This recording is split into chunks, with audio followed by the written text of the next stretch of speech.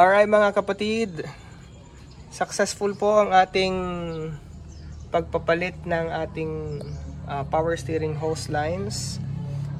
Galing po dun sa may steering column, yung grayish black na hose. Yan yung return hose. Pinalta natin dahil dun primarily nang gagaling yung leak. Tapos itong suction pump or suction hose from reservoir tank punta sa ating power steering pump. Pinalta natin dahil ng gasket maker na nakalagay, kinailangan nating putulin, and accidentally naputol din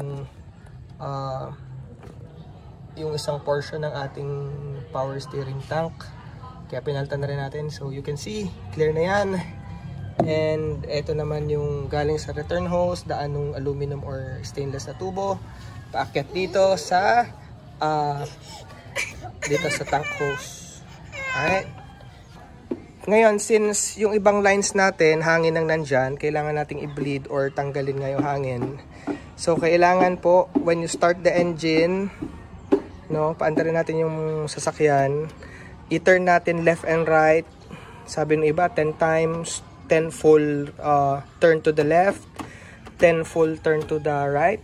So, ang akin naman ay pakiramdaman nyo din. Pwedeng in a fewer number, ramdam nyo na bumalik na yung nakadaloy na yung ating power steering fluid doon sa ating linya.